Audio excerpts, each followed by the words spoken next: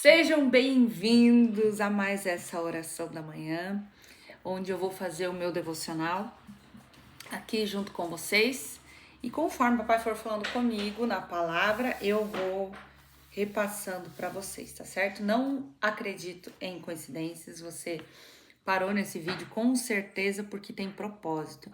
Então vamos ouvir o que o papai tem para falar para mim e para vocês. E muitas vezes aquilo que o papai vai falar para mim dentro da mesma palavra vai ser outra coisa que ele vai falar com vocês. E isso é a beleza do Evangelho. A palavra de Deus se renova diariamente. Então vamos lá. Hoje vamos dar continuidade à leitura de 2 Coríntios capítulo 2. Amém? Vamos fazer uma oração. Papai, fale conosco, Pai. Fale conosco nesse momento, fale conosco nessa manhã, Paizinho. Usa a minha vida, usa a minha boca, Senhor. Que as pessoas que estão assistindo esse vídeo tenham as escamas que recobrem seus olhos e seus ouvidos derrubados agora, no nome de Jesus Cristo, que elas possam compreender em espírito e verdade a tua palavra, Paizinho. Amém. Vamos lá, capítulo 2 de 2 Coríntios. Por isso, resolvi não fazer outra visita que causasse tristeza a vocês. Quer dizer, Paulo já estava um tanto quanto chateado com a galera de Corinto, porque eles estavam vivendo em pecados, e é lógico, a gente sabe que não existe pecadinho e pecadão, mas eram pecados de muito peso espiritual, imoralidades sexuais, muitas. Por isso resolvi não fazer outra visita que causasse tristeza a vocês, pois, e aqui ele estava sendo irônico, né? Se os entristeço, quem me alegrará senão vocês? A quem tenho entristecido? Então, o que acontece? Se Paulo fosse naquele momento visitar Corinto, ele ia para exortar. E exortação é confronto. É confronto de pecado, é entrar em confronto com a tua carne, com quem você é. Então, a questão é, Paulo esperou e deu um tempo. Com certeza, dirigido pelo Espírito Santo, para que aquele povo de Corinto tivesse arrependimento genuíno, verdadeiro, e que dessa maneira, na próxima vez que Paulo fosse a Corinto, eles pudessem de fato se arrepender em espírito e verdade, e aí sim, em arrependimento, serem perdoados. Por quê? Jôs, mas se eu só me arrepender de brincadeirinha, não... O papai conhece nosso coração, sabe se a gente realmente está contrito, quebrantado, arrependido, rasgado com relação ao que a gente fez. Apenas dizer estou arrependido não traz o perdão, porque também não vai trazer mudança. Arrependimento é mudança, é transformação. Escrevi como escrevi para que quando eu for, não seja entristecido por aqueles que deveriam alegrar-me. Estava confiante em que todos vocês compartilhariam da minha alegria, pois eu escrevi com grande aflição e angústia de coração e com muitas lágrimas para não entristecê-los, mas para que soubessem como é profundo meu amor por vocês. Então, quando alguém vai te exortar e te confrontar com relação a um pecado que tu esteja cometendo, é porque te ama, porque do contrário te deixaria pecar. E se alguém te deixa pecar dizendo, não, tá tudo bem, isso aí, o evangelho mudou. Se alguém te disser isso, meu amigo, falta amor nessa pessoa ou falta temor de Deus.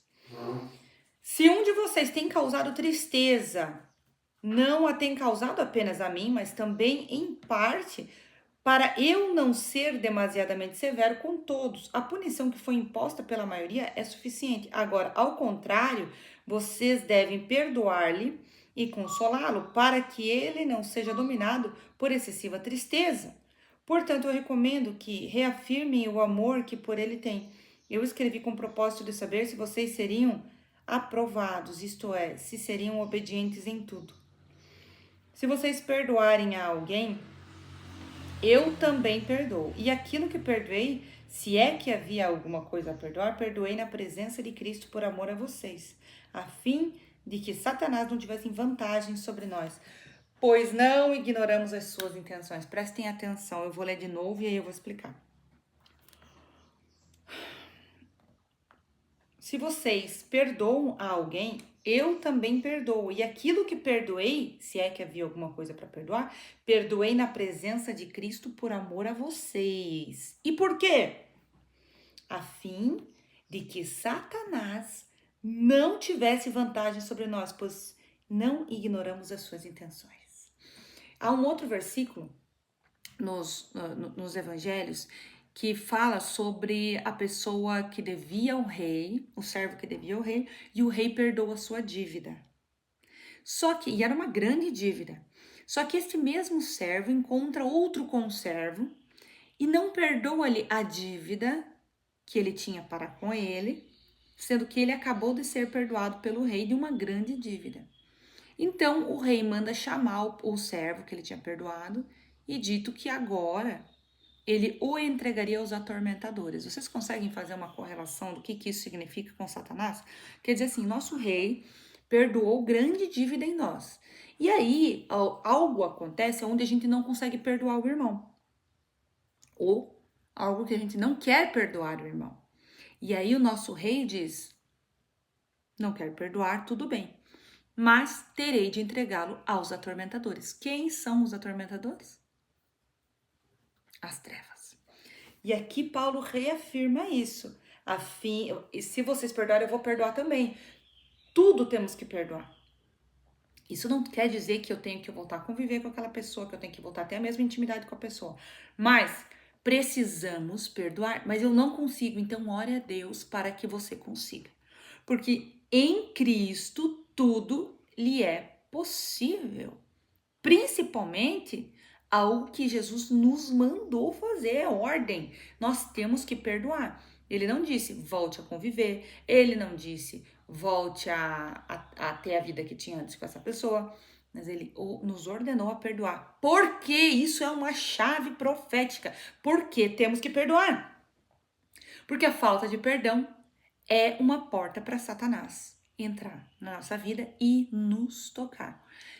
E Deus é um Deus de justiça, não importa tudo que você está fazendo na tua vida, esteja organizado, prostrado a Deus e contrito e ungido e não sei o que, de repente, tu aparece com câncer. E olha como é que são as coisas, eu nem gosto de entrar com ciência para provar nada quando a Bíblia é bem clara, mas a ciência já provou aquilo que a Bíblia tem dito. Falta de perdão gera câncer, gera doenças. Então, a pessoa foi tocada por uma maldição, foi tocada pelas trevas, de várias formas, porque ela se negou a perdoar. E eu entendo o quanto é difícil, mas então nós oramos a Deus e pedimos, Pai, me ajuda a perdoar fulano. E eu vou dizer uma coisa para vocês, facilita muito perdoar quando você vai lá para Efésios 6:12 e lembra do versículo. A nossa luta não é contra carne e sangue, é contra principados, potestades, nananana. Porque se a nossa luta é contra o mundo espiritual, contra algo ruim que aconteceu contigo, você tira a pessoa, a persona que te fez isso, você tira ela e você consegue ver o mundo espiritual atrás dela e entender que algo estava acontecendo. Satanás pode sim ter usado a vida daquela pessoa para te atacar, para te parar, para ter uma brecha para tocar a tua vida, para que grandes coisas não acontecessem, para que promessas que Deus fez para tua vida não se cumprissem. Tá fazendo sentido para vocês? Comenta aqui para mim, por favor. Porque isso aqui é muito importante. Nós temos um versículo chave aqui que é com relação ao perdão. Quando nós não perdoamos, Satanás tem legalidades. Como eu falei antes, Deus é um Deus de justiça. Se ele é um Deus de justiça, ele tem lei. Se ele tem lei, ele as cumpre. Quando nós não cumprimos uma ordem dele, que é perdoar, nós estamos dando a legalidade para que Satanás toque a nossa vida. Consegue entender isso? Mas quando nós, em ato profético, começamos a declarar, eu perdoo o fulano de tal. Ai, Jesus, mas eu não tô sentindo que eu tô perdoando. Tudo bem. A partir desse momento, você vai começar a declarar, eu perdoo o fulano de tal. E eu vou te dar até mais chaves, tá? Você vai declarar, eu perdoo o seu João por isso, isso, isso, isso. Porque eu entendo que a minha luta não é contra carne e sangue, é contra principados e potestades. E nesse momento, Satanás, eu retiro a legalidade da sua mão. Os anjos vêm, recolhem e levam. E mais, eu declaro sobre a vida de São João bênçãos infinitas sobre toda a geração dele. Eu declaro que ele vai ter muito dinheiro. Eu declaro que ele será liberto. Eu declaro que ele conhecerá Jesus Cristo em espírito e verdade. E aí você começa a declarar sobre a vida do seu João. Você começa a declarar, porque isso vai começar a transformar você de dentro para fora. E aí é que você de repente vai começar a sentir que você tá perdoando. Você precisa falar para a pessoa, aí é você e o Espírito Santo. Tá? É você e o Espírito Santo. Mas não esqueça de também pedir perdão para Jesus Cristo por não ter perdoado antes, tá? Não esquece de pedir perdão pelos teus pecados, porque você também peca. Ah, mas eu não peco do jeito que aquela pessoa pecou. Aí é que tá. Moralmente, os pecados diferem de tamanho para nós seres humanos. Um adultério. Perdão pelos meus cachorros. Um adultério é mais problemático do que alguém que não te contou alguma coisa. Mas moralmente não, mas espiritualmente, todos os pecados têm a mesma brecha. Porque Satanás pode... Ô pai! Vocês veem a luta que é para poder falar de Jesus Cristo, né? Até os cachorros são usados, e não tenha dúvida disso.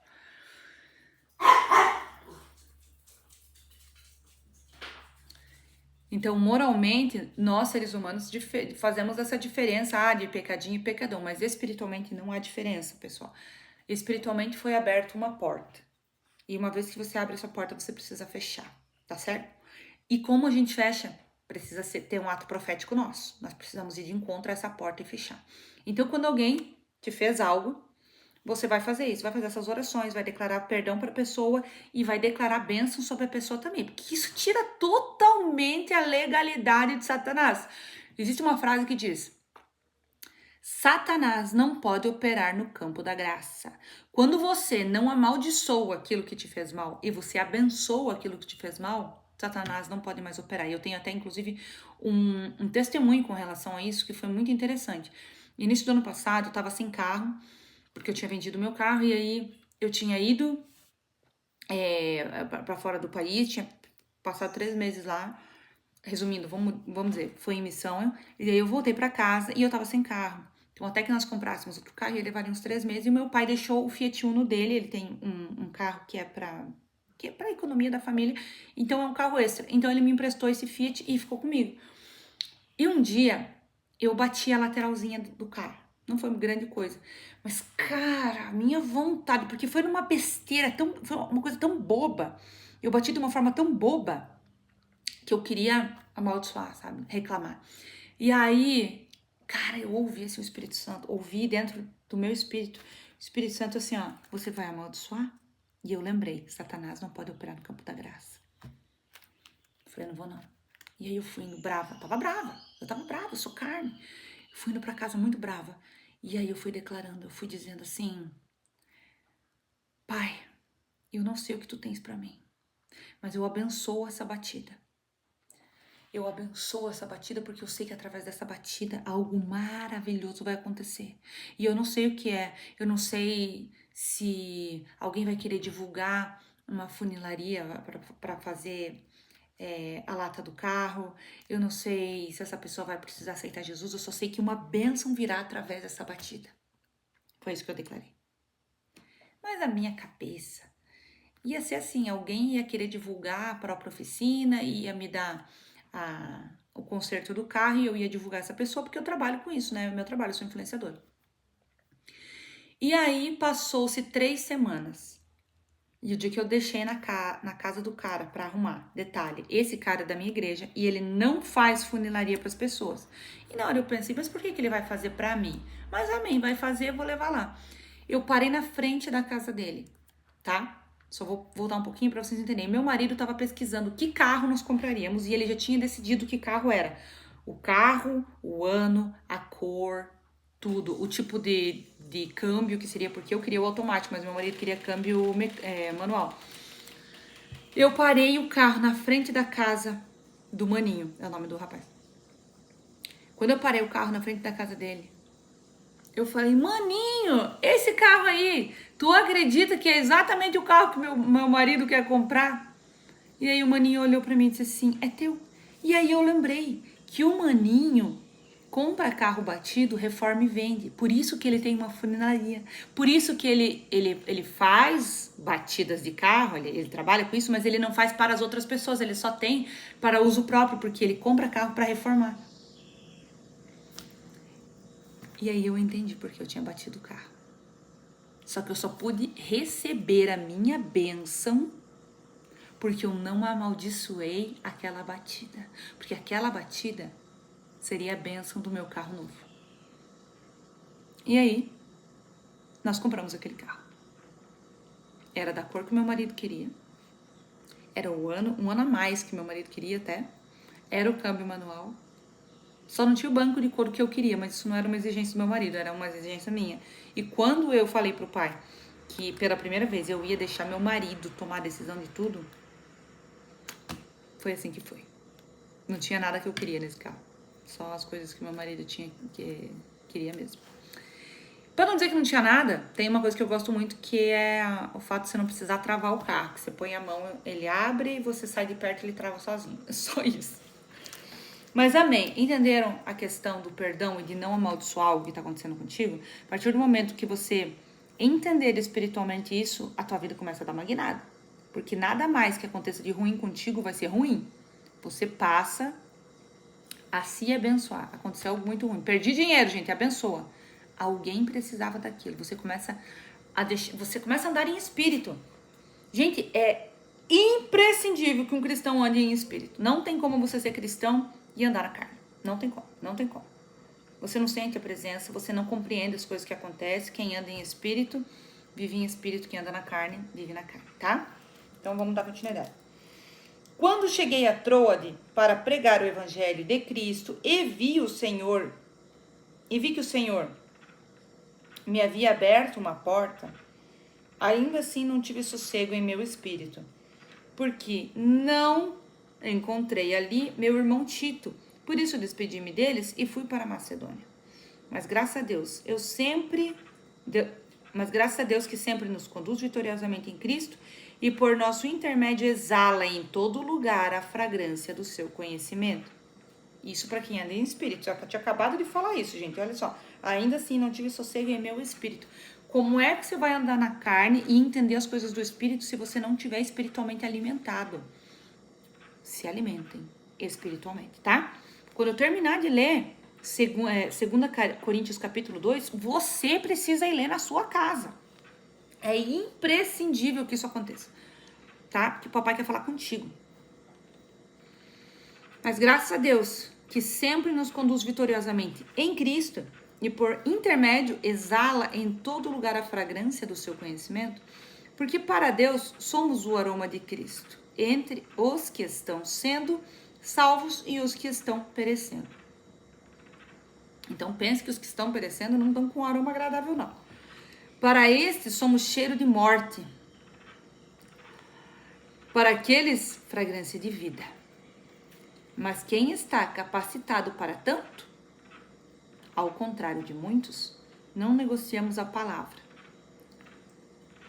visando a algum lucro. Não negociamos a palavra de Deus, visando a algum lucro. Antes, em Cristo, falamos diante de Deus com sinceridade, como homens enviados por Deus. Josué, eu não sou capacitada para tanto, nem eu. E, no entanto, eu nem li o versículo, mas orei, esperei que em espírito Deus falasse conosco e eu tenho certeza que falou. Não sou eu que me capacito, é o Espírito Santo que me capacita. E isso não é algo meu, não é um poder meu, não sou especialíssima, embora eu seja muito especial porque sou filha de Deus. Mas eu tô dizendo isso porque eu quero que você entenda que você também pode ser usado por Deus desde que tu queira. esteja espiritualmente alimentado, para que espiritualmente seja capacitado. Tá certo? Gente, essa foi a oração dessa manhã. Eu tô muito feliz em estar podendo orar com vocês todos os dias de manhã. Então, esse vídeo, eu tô fazendo live no TikTok e gravando pro YouTube ao mesmo tempo. Então, tudo que eu falei aqui vai estar no meu canal no YouTube depois, tá? Então, o pessoal do TikTok que tá vendo agora, quer continuar me acompanhando, ou às vezes vai perder uma live, vai estar tudo postado sempre depois no YouTube. Já passa a me seguir lá, tá bom? @josievlog, tá certo? Vlog é de blog. Só que em formato vídeo, de um estilo de vida cristão, para que possamos andar em espírito por aí, tá certo? Um forte beijo, um grande abraço para vocês, estejam com Jesus Cristo e cumpram o ID, preguem o evangelho aonde vocês forem, amém?